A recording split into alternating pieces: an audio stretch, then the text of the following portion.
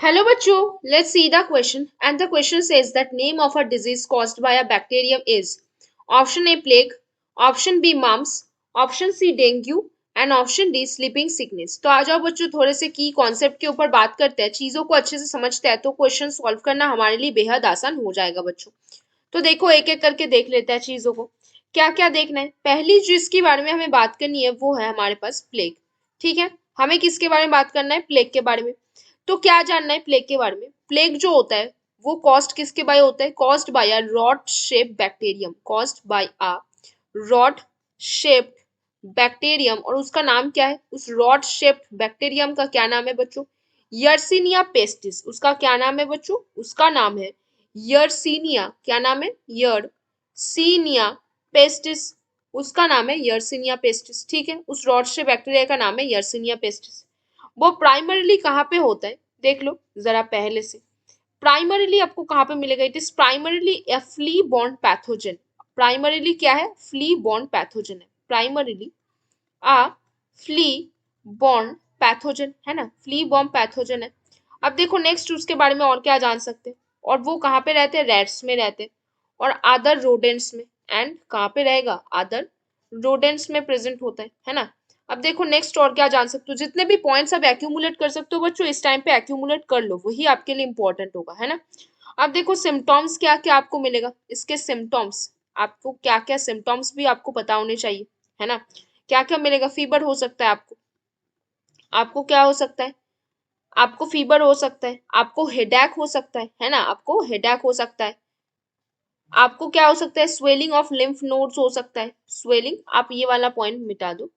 Swelling of lymph node हो सकता है, देखो फिर से देखो, फीवर हो सकता है आपको, और क्या हो सकता है, हेडेक हो सकता है काफी ज्यादा, है ना। स्वेलिंग ऑफ लिम्फ नोड हो सकता है, क्या हो सकता है, स्वेलिंग ऑफ लिम्फ नोड हो सकता है ना बच्चों। तो और देखो और क्या क्या जान सकते हो आप।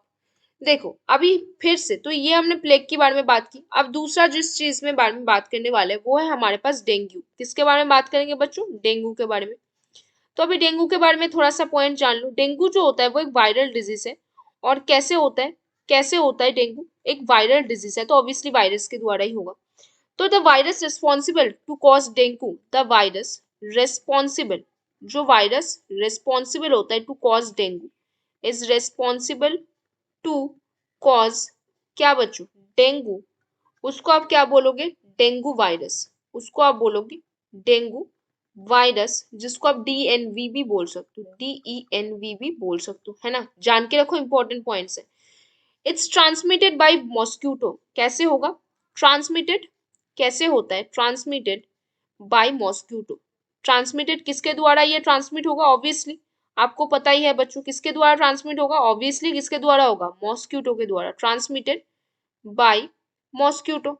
अब देखो नेक्स्ट पॉइंट जिसके बारे में हमें बात करनी है, वो नेक्स्ट पॉइंट हमारे पास क्या है, नेक्स्ट हम जिसके बारे में बात करेंगे वो है हमारे पास मम्प्स। तो ये जो मम्प्स डिजीज है वो किसके द्वारा ट्रांसमिट होता है, ये भी देख लेते हैं। हर एक पॉइंट्स जान लेंगे बच्चों, कुछ नहीं छोड़ेंगे एग्जाम के लिए। तो जरा देख लो इसके लिए हम क्या बोल सकते हैं, जो मम्प्स होता है वो वायरस के द्वारा कॉज्ड होता है। तो mumps is a contagious disease, क्या बोलोगे, mumps is a contagious disease. मतलब कॉन्टेजियस डिजीज मतलब आप उसके पास जाओगे तो वो आपका डिजीज आप में हो सकता है, चांसेस काफी ज्यादा है। That is caused by virus, that is caused by, किसके द्वारा कॉज्ड होता है बच्चों, वायरस के द्वारा ये कॉज्ड होता है। कॉज्ड बाय किसके द्वारा, वायरस के द्वारा। आपको ध्यान रखना है कौन कौन से डिजीज वायरस के द्वारा कॉज होते हैं, क्योंकि इंपॉर्टेंट है ना। अभी देखो यहाँ पे और क्या, अभी आपको स्लीपिंग सिकनेस के बारे में भी बताना है। स्लीपिंग सिकनेस जो है वो एक प्रोटोजोअन डिजीज है। क्या है, कैसा डिजीज है वो एक टाइप का आपका प्रोटोजोअन डिजीज है और ट्रिपेनोसोमा गैम्बियंस के द्वारा होता है। तो कैसे आप याद रखोगे इसको, कैसे याद रखोगे, this is transmitted by human. ये कैसा होता है, African trypanosomiasis parasite trypanosoma caused by, क्या लिखोगे, कॉज्ड बाय किसके द्वारा, ट्रिपेनोजोमा के द्वारा, caused by trypanosoma, trypanosoma cross by trypanosoma, है ना। ये जान के रखो। और अगर एक्स्ट्रा कुछ जानना है तो आप इसको ब्रूसाई भी बोल सकते हो या फिर गैम्बियंस भी बोल सकते हो, दोनों ही बिल्कुल सेम है।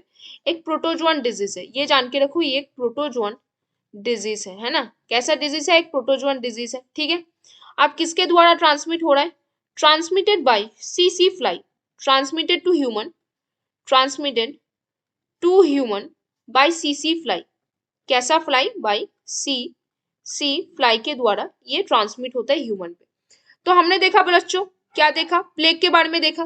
प्लेग किसके द्वारा होता है? बैक्टीरिया के द्वारा होता है ना, जिसका नाम है यर्सिनिया पेस्टिस। डेंगू देखा, वायरस डिजीज है, डेंगू वायरस और डीएनबी। मम्स देखा, वो भी एक टाइप ऑफ वायरस डिजीज है। स्लीपिंग सिकनेस एक प्रोटोजोअन डिजीज है, ट्रिपेनोसोमा ब्रूकी या फिर ट्रिपेनोसोमा गैम्बियंस। तो क्वेश्चन क्या पूछा है? कौन सा डिजीज है जो बैक्टीरिया के द्वारा होता है? देख लो, आ जाओ। पहला बोला है प्लेग, ऑब्वियसली बैक्टीरिया के द्वारा होता है। मम्स वायरल डिजीज है, डेंगू वायरल डिजीज है, स्लीपिंग सिकनेस प्रोटोजोअन डिजीज है। तो कौन सा सही आंसर बना बच्चों? ऑप्शन है। कौन सा हमारा सही आंसर बन गया बच्चों? Option A plague. तो बच्चों, hope you understand the question very well. Best of luck बच्चों।